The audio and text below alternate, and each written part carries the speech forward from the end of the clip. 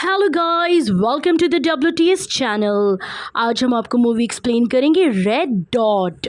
कहानी की शुरुआत में हम एक कपल को खून में लथपथ देखते हैं। तभी वहाँ पर सीन एंड होता है। तभी वहाँ पर हमें एक सेरेमनी दिखाई जाती है जो दरअसल डेविड नाम के लड़के की एक सेरेमनी हो रही होती है, जो आज सिविल इंजीनियर बना हुआ होता है। और उसे चीयर करने के लिए उसकी एक फ्रेंड जिसका नाम नादिया होता है।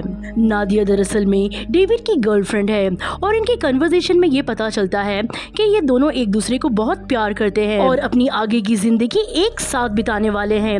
लेकिन अभी तक डेविड ने नादिया को प्रपोज नहीं किया है, जो दरअसल एक इम्पोर्टेंट मोमेंट का वेट कर रहा है, जो शायद आज उसे मिल गया है, क्योंकि आज डेविड नादिया को प्रपोज करने वाला है। और होता भी ऐसे ही है।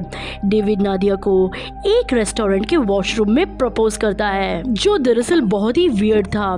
लेकिन नादिया जो उससे बहुत प्यार करती है, इसीलिए वो उसके वियर्ड प्रपोजल को भी एक्सेप्ट कर लेती है। इसके बाद हमको सीधा 1.5 साल के बाद का सीन दिखाया जाता है, जहाँ हम इजीली ये नोटिस कर सकते हैं कि इनके रिलेशन में थोड़ी सी खटास आ चुकी है। और ये खटास क्यों आई है वो हमें मूवी के आगे पता चलेगा। वो कहते हैं ना कि दूर से तो सब चीज अच्छी ही लगती है, लेकिन असली चैलेंजेस साथ रहने के बाद पता चलता है। डेविड और नादिया ने भी अब छोटी छोटी बातों पर लड़ना शुरू कर दिया है, जिस वजह से ये दोनों एक दूसरे से दूर जा रहे हैं। और अभी नादिया को ये भी पता चलता है कि वो प्रेग्नेंट है, लेकिन ये बात वो डेविड को नहीं बताती। वो अपने पड़ोसी थॉमस से ये बात शेयर करती है, जो उसका दोस्त होता है। वो उसे समझाता है कि तुम जल्दबाजी कर रही हो, डेविड बुरा इंसान नहीं है, तुम्हें उसे मौके देने चाहिए। उसके बाद हम डेविड को देखते हैं, जो नादिया के साथ माउंटेन हाइकिंग यानी एक ट्रैकिंग को प्लान कर रहा होता है। नादिया भी उसके प्लान को हाँ बोल देती है।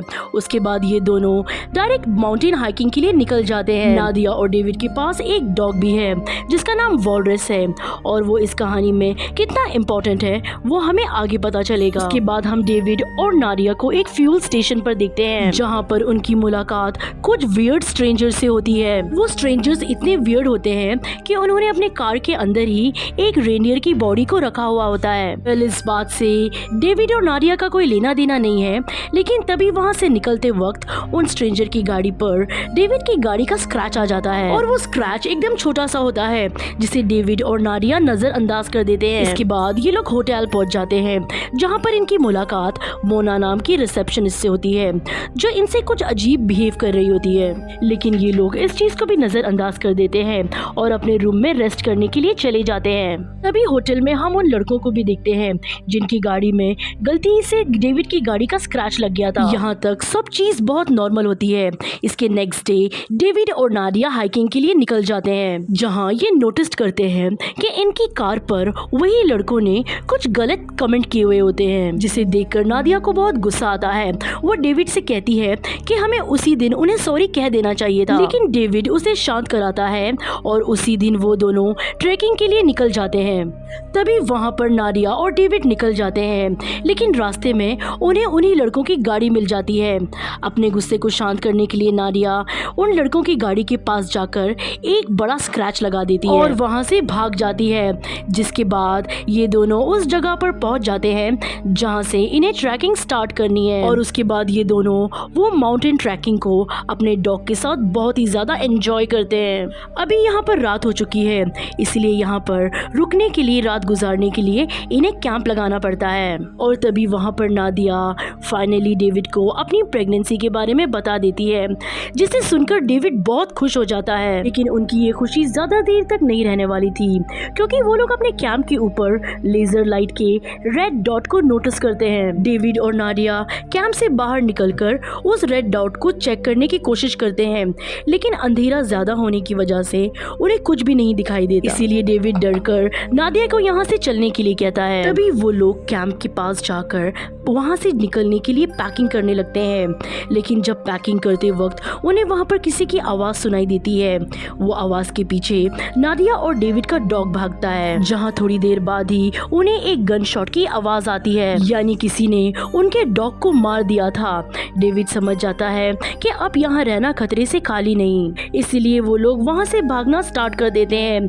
जब वो भाग रहे होते हैं तो कोई लगातार उन पर गोली चला रहा होता है। इन्हें कुछ समझ नहीं आ रहा होता कि आखिर कोई इन्हें मारना क्यों चाहता है। और अब अपनी जान बचाने के लिए ये लोग भाग रहे होते हैं और जंगल की ओर चले जाते हैं, जहाँ उन्हें एक तूफानी रात को वुडन हाउस में गुजारनी पड़ती है। फिर डेविड और नादिया ये डिसाइड करते हैं कि वो लोग वापस अपने कैंप के पास जाएंगे और वहाँ से अपने जरूरत का सामान लेकर यहाँ से बाहर निकल जाएंगे, क्योंकि जैसा उन्होंने सोचा था ये उतना आसान नहीं था। लेकिन जैसे ही डेविड अपने कैंप के पास आता है उसे वहाँ पर उसके डॉग की बॉडी मिलती है, जिसे देखकर ये लोग बहुत डर जाते हैं। और इससे पहले ये लोग कुछ समझ पाते या वहाँ से निकल पाते, पर लगे एक ट्रैप में डेविड बहुत बुरी तरीके से फंस जाता है और बहुत जख्मी भी हो जाता है।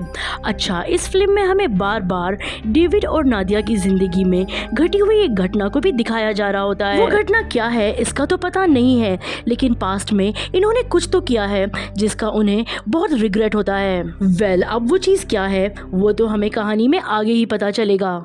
हम देखते हैं कि डेविड बहुत बुरी तरीके से जख्मी हो चुका है और उसे बहुत जल्द से जल्द इलाज मिलना ज़रूरी है। जहाँ पर ये दोनों अपनी गाड़ी की ओर जाने लगते हैं, तभी वहाँ पर दूर इन्हें एक आदमी खड़ा दिखाई देता है और इससे पहले कि वो उस आदमी से मदद मांग सके, वो आदमी इन पर फायरिंग कर देता है। मतलब ये वही आदमी है जो इन्हें मारना चाहता था। और एक बार फिर से ये दोनों अपनी जान बचाने के लिए जंगल की ओर भागना शुरू कर देते हैं और तभी एक गोली डेविड को लग जाती है।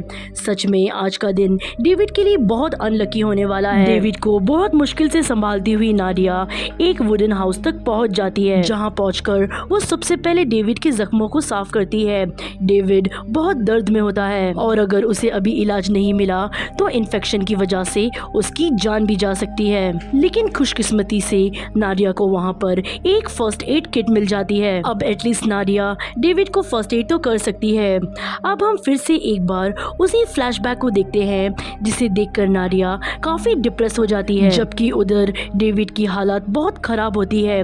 और ऐसे ही एक और रात गुजर जाती है, जहाँ सुबह इन्हें एक बार फिर से किसी के आने की आहट होती है। नादिया और डेविड जब खिड़की से देखते हैं तभी वहाँ पर उन्हें एक माउंटेन रेस्क्यूअर दिखाई देता है। उसके हाथ में एक गन भी होती है, लेकिन ये वही रेसिस्ट आदमी होता है जो उन लोगों को होटल में मिला था। अब उनको ये यकीन हो गया था कि यही आदमी इनकी जान के पीछे पड़ा है। अब ये दोनों उससे छुपते छुपाते इस कॉटेज से बाहर भागने लगते हैं, लेकिन तभी वो रेस्क्यूअर इन्हें देख लेता है और इनका पीछा भी करता है। और इसी भागा दौड़ी में नादिया उस रेस्क्यूअर को बहुत बुरी तरीके से घायल कर देती है और अब ये दोनों मौका देखकर वहाँ से भाग जाते हैं। लेकिन डेविड की हालत ज्यादा खराब होने के कारण उसे चलने में बहुत दिक्कत होने लगती है और अब आगे इन्हें जो कुछ भी करना था वो बहुत सोच समझ कर करना था। ये दोनों बात कर ही रहे होते हैं, तभी वहाँ पर एक आदमी गन लेकर पहुँच जाता है जो नादिया को गन पॉइंट पर ले लेता है। लेकिन डेविड पीछे से आकर उस आदमी को बेहोश कर देता है।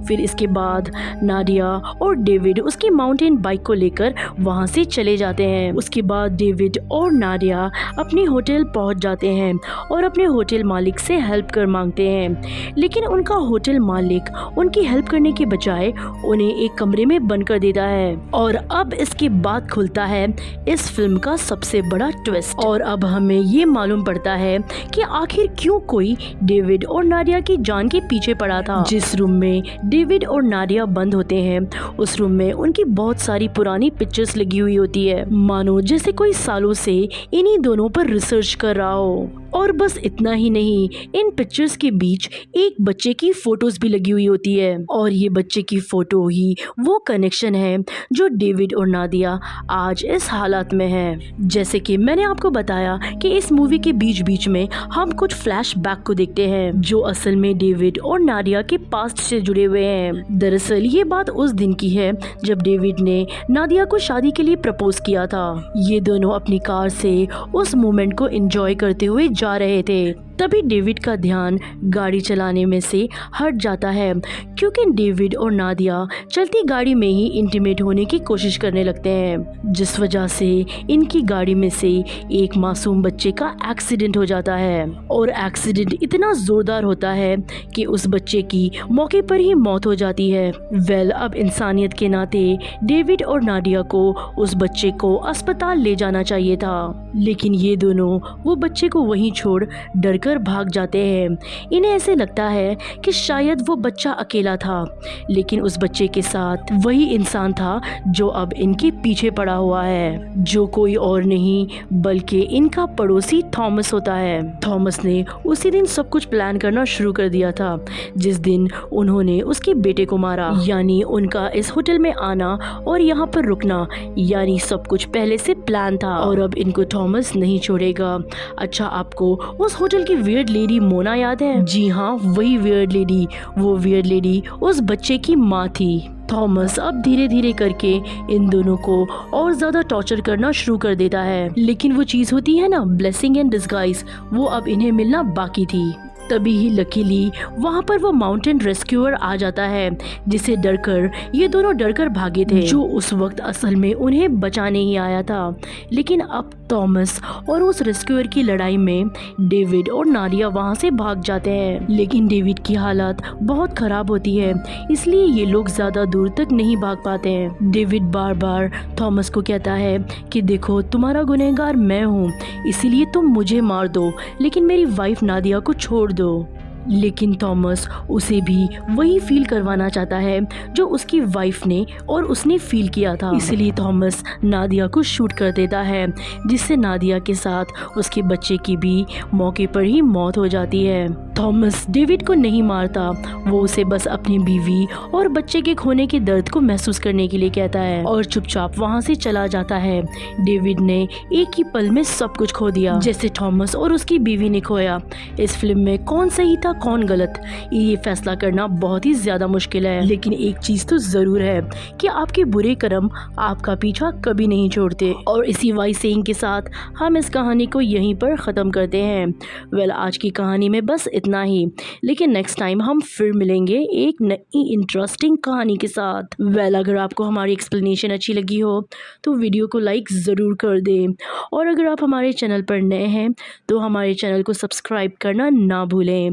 Thanks for watching.